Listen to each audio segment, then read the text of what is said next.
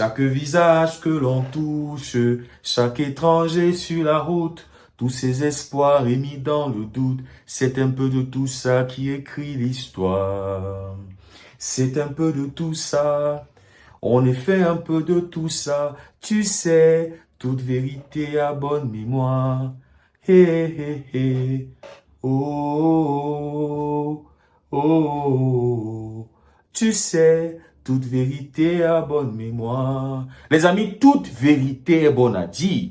Hier, notre capitaine emblématique, le nouveau meilleur capitaine du Barça, c'est-à-dire depuis la blessure Ter notre bon capitaine Rafinha, il était en conférence de presse hier avec le coach Hansi Flick. Et les amis, les journalistes ont tenu à savoir comment est-ce que les joueurs vivent la situation actuelle du Barça. Vous savez que Rafinha est désormais un porte-parole de cette équipe. C'est plus un joueur lambda. Et les amis, Rafinha a été honnête en disant que s'il dit que ça ne les affecte pas, c'est qu'il est en train de mentir. Et Rafinha a dit que s'il était un joueur là-bas dehors à l'extérieur qui rêve d'entrer, de venir jouer au Barça, il va réfléchir 2 fois s'il faut prendre le risque de venir au Barça ou s'il faut signer ailleurs. Les amis, dans un premier temps, je vais condamner ce que Rafinha a dit parce que comme je le disais, les amis, c'est un leader de l'équipe. Ses statistiques cette saison le montrent. Rafinha a changé de statut. Rafinha est passé à un autre cap. Donc, s'il dit quelque chose, elle est prise très au sérieux, vu la confiance et les responsabilités qu'il porte. Donc, les amis, aujourd'hui, Rafinha doit plutôt se positionner en tant qu'un sapeur-pompier pour le club. Parce que à l'intérieur du club, ça brûle et même à l'extérieur, ça brûle. Le Barça est en combat contre le Real Madrid, contre la Liga, contre la fédération, contre tous ceux qui gèrent la Liga. Tout ça met le feu. Donc Rafinha, en tant que capitaine, en tant qu'un administrateur, moi je considère un peu comme un administrateur parce que demain, si Laporta veut tenir une réunion avec le staff, il peut décider d'inviter les capitaines de l'équipe. Donc, Rafinha, pour moi, est déjà comme un administrateur. Au lieu de mettre encore, d'ajouter le feu, parce que là, ça ajoute le feu. Ça ajoute les points d'interrogation dans la tête des joueurs qui veulent venir jouer au Barça. Ça freine un peu, les amis, ceux qui veulent venir, ceux qui rêvent du FC Barcelone. Et dans sa position, en étant un capitaine, il ne doit pas être parmi ceux qui mettent les points d'interrogation. Il doit laisser que les autres se fassent un avis. S'il veut venir bien, s'il veut prendre ses risques bien. Ceux qui sont venus comme Dani Olmo, Gundogan, Victor Roque, ils ont pris le risque et ils sont venus par amour pour le club. Donc, à la place de Rafinha, j'aurais dit que le club est en train de prendre des mesures, en train de travailler pour améliorer la situation du club et que les choses ne vont pas toujours être comme ça. Parce que voilà, les choses vont changer, qu'on le veut, qu'on ne le veut pas. Nous sommes en train de traverser une mauvaise période. Tous les clubs, à un moment, ont connu des périodes difficiles. Nous sommes en train de traverser le feu. Donc, c'est pour ça que je dis que Rafinha doit être un pompier, un sapeur-pompier, et pas être celui qui met un peu de, voilà, un peu de piment, un peu de feu.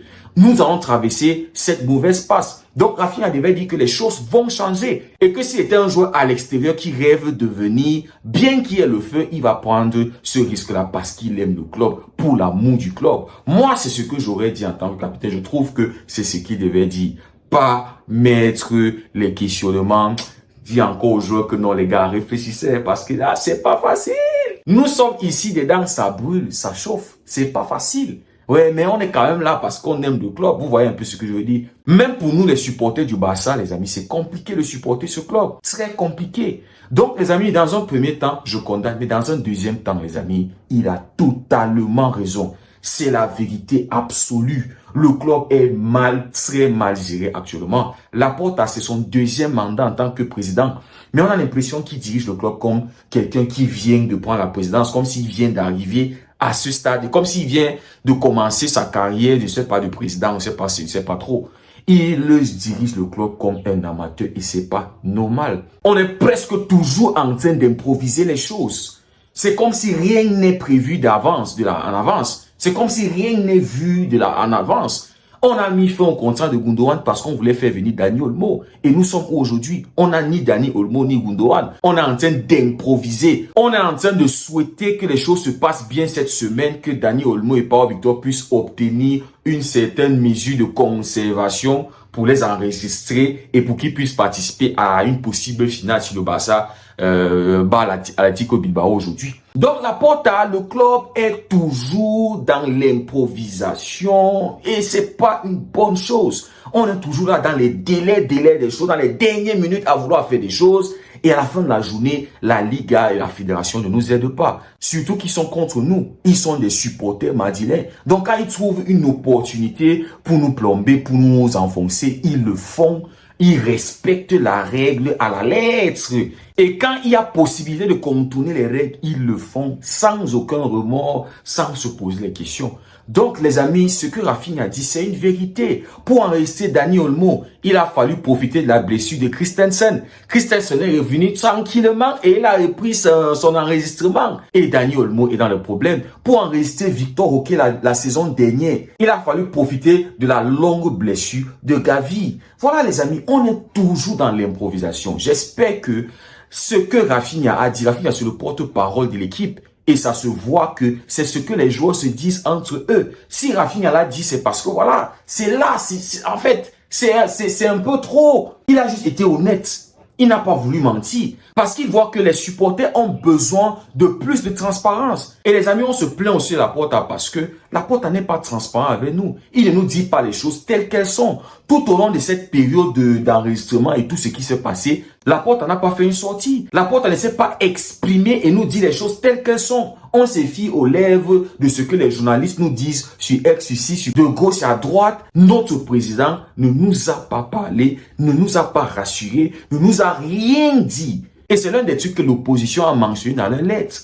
Un peu plus de transparence de la part du président. On veut que le président et son staff nous disent les choses telles qu'elles sont. Donc si Rafinha a dit ça, c'est parce qu'il a senti que non. Il faut dire les choses telles qu'elles sont. Si elle est rouge, il faut dire qu'elle est rouge. Il ne faut pas dire qu'elle est bleue. Non, elle est orange. Non. Si c'est rouge, c'est rouge. Et les amis, quelques heures après cette conférence de presse de Rafinha, Laporte a été là aux entraînements et on lui a vu discuter pendant quelques minutes avec Rafinha. Et il y a certains journalistes qui étaient en train de dire que voilà, c'est sûrement à cause de ce que Rafinha a dit en conférence de presse. Mais selon Mundo Deportivo, voilà, c'était pas ça. Laporte a été juste en train d'avoir un dialogue simple avec Rafinha. Mais j'espère que Laporte a écouté ça. Bon, je sais qu'il a écouté et j'espère qu'il va prendre ça au sérieux. Qu'il ne va pas se comporter comme il s'est comporté face à Xavi quand Xavi avait été honnête envers nous les supporters. Et après, il a viré Xavi. J'espère que Rafinha ne sera pas demain dans une mauvaise posture parce que Rafinha a été honnête, parce que Rafinha a dit la vérité. Parce que si je ne me trompe pas, je pense que j'ai lu quelque part que Rafinha s'était excusé, que voilà, il n'aurait pas dû. C'est bien qu'il s'est excusé, mais les amis, c'est la vérité qu'il a dit. On ne peut pas nier la vérité, que le Barça est mal géré, les amis. Voilà, les amis, dites-moi ce que vous en pensez en commentaire. Mais les amis, en tant que supporter du club, on a besoin d'un peu plus de transparence. On a besoin que le club soit bien géré, que les choses soient prises au sérieux, qu'il y ait de professionnalisme dans la façon dont on gère les dossiers du club, la façon dont on gère les joueurs, la façon dont on gère le coach. Les trucs de se débarrasser d'un joueur quand on est dos au mur, quand on a besoin de décanter une situation, mettre fin à des contrats, vendre des joueurs moins cher à très bas prix parce qu'on veut récolter un peu d'argent, vendre les trucs qui appartiennent au club pour essayer de récupérer un peu d'argent. Ce sont les choses qui sont énervantes et ça se voit que ça affecte l'aspect psychologique de nos joueurs. Peut-être c'est pour ça que les joueurs ont baissé en performance à cause de ce qui se passe intérieurement et on n'est pas au courant de tout. Nous ne sommes qu'au courant de ce qui est mis dehors, de ce qui est mis à notre disposition. On n'est pas au courant de ce qui se passe à l'interne. Donc peut-être Rafinha a explosé comme ça là parce que voilà, il était déjà saturé et il fallait qu'il se libère un peu. Voilà. Les amis, dites-moi ce que vous en pensez en commentaire si le contenu vous a plu. N'oubliez pas de liker, de vous abonner. On se dit à très bientôt. Prenez tout soin de vous et que Dieu vous bénisse.